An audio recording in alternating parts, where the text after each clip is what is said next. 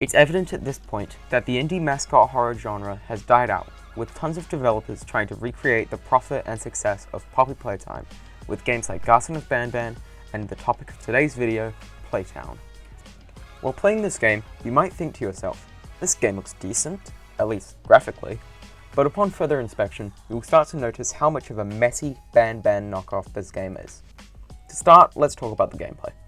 You spawn in and walk through a door to the main hub area of this game, with 4 different doors splitting off into different rooms. The first room out of the 4 in this main hub area has an exit door that requires 3 crystals, for some reason, to open it.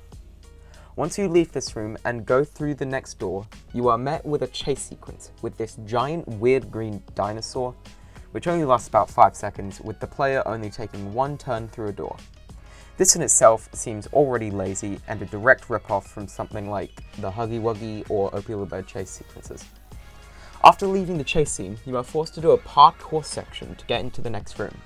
Just by looking at it, you can already tell that this is inspired by Banban, with the parkour consisting of colourful circles held up by paper-thin poles coming from seemingly nowhere with a bottomless pit right below it.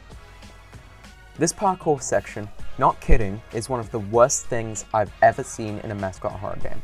The controls are janky, and from what I've noticed, there is a small delay between jumping, which led me to die multiple times from just trying to run and jump non-stop until I reached the end and just walking off several platforms because I couldn't jump.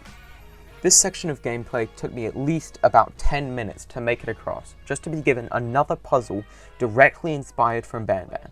On the wall there is an instruction, painted directly onto the wall, saying to collect 10 dinosaur teeth and insert them into this thing, to seemingly activate this wheel to give you the first crystal. And no joke, this puzzle was at least 30 minutes of my time, because there was zero indication on where these dinosaur teeth could spawn, and after finding like 5 in the actual area the puzzle was in, I spent a solid 15 minutes looking for nothing before I realized there were more dinosaur teeth back to the start of the parkour. And yes, this meant I had to redo the stupid parkour, dying 17 times just to get one of the 4 remaining dinosaur teeth. After finding the last dinosaur tooth, I inserted it into the weird pot thing, spun the wheel, and nothing happened, until I realized that spinning this random wheel in the crappy McDonald's play place with little to no fun elements to it compared to a real-life McDonald's play place had randomly spawned a floating crystal out of nowhere, outside of the play place. Once you grab the crystal, I kid you not, I had to redo the stupid parkour for the 3rd time, leading to 17 whole minutes of dying over and over again. And to make matters worse, there is no game over screen or anything to indicate your death, until it respawns you in and plays this annoying ass sound every time you die. And I haven't even mentioned that almost half of the platforms in the parkour start spinning uncontrollably every second. This quest to get the first crystal is so bad and directly ripped off of Banban that even Fusion Z Gamer himself said, and I quote, "What in the Garden of Banban is this?" Even his title for the video is "The Poppy Playtime Clones Are Getting Out of Hand." This part of the game is so bad, it took up almost half of my time playing this just from the number of times I got confused finding teeth and dying from horribly made parkour. It's so gruelingly long that Fusion even had to edit down the time he spent on this puzzle, just so his video wouldn't be 17 hours long. Okay, enough about getting the first crystal. After returning to the main hub area, the next door will be unlocked to go through the single worst thing in this whole game. It's purely a direct ripoff of the Garden of Banban 4 puzzle with Nab Nab in the vents, but instead of using a baby bird to tell you which pipes are the right ones, there is seemingly zero indication on which are the right ones to go past. More on that later. I died so many times on this section of the game just guessing which ones to go past.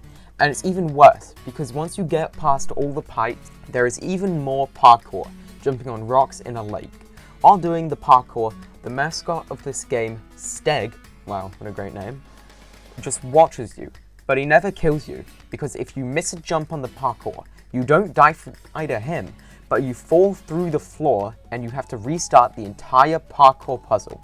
And once you do finally beat the parkour, all you do is spin another wheel and do that whole thing again to enter another room. This whole section of gameplay was completely useless and almost definitely in there to increase the playtime so that people couldn't refund it. But guess what? Once you enter the next room, you are met with another pipe puzzle, twice the size of the first one. And once you beat that, there is another stupid puzzle that is so short it's not even worth talking about. When completing this puzzle, you lure out Steg to chase you for the second time this whole game. And I kid you not, you have to redo the entire pipes puzzle again. But this time, you have to do it while being chased by this giant green dinosaur thing. And this moment is where the worst part of this whole game shows up.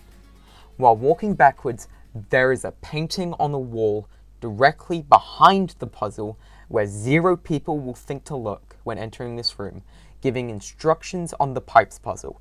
Green is safe, red is not, and yellow is a 50-50 chance. This instruction on the wall is placed in the worst possible place, where no one will ever think to look. All of this could have been fixed if there was just a sign with this instruction directly in front of you when you walk into this room.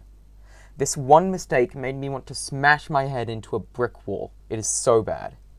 Once finally completing the chase, you are once again met with a random floating crystal that spawned out of nowhere, and you are led to the 4th and final room to get a crystal.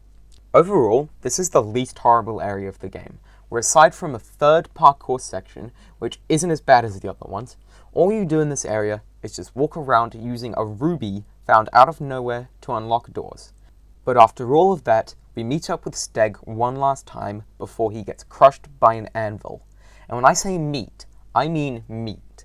There is no chase here. He just walks under the floating anvil and stands there until it inevitably falls and crushes him. Farewell, Steg. You will not be missed. Upon his death, he drops the 3rd and final crystal. This is where any remaining sense to this game standing falls. Upon receiving all 3 crystals, you have to place them in these pillars and turn another wheel.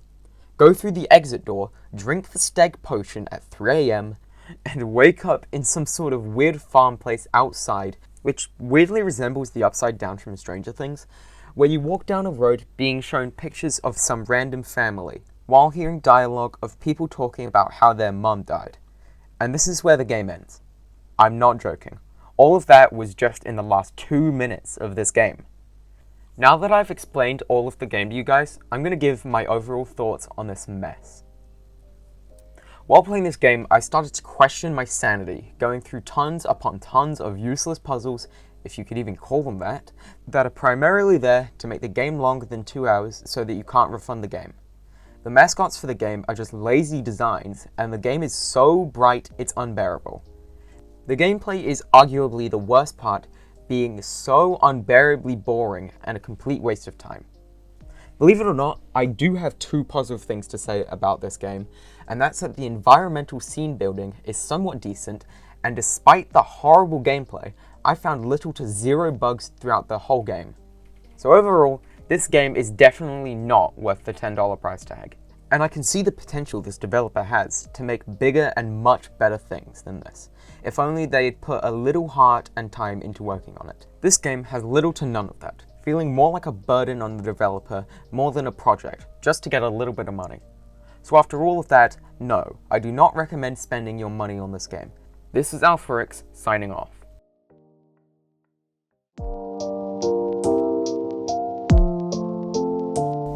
Hey guys, I just wanted to make a quick notice just saying that this is in fact my first video, as many of you can tell.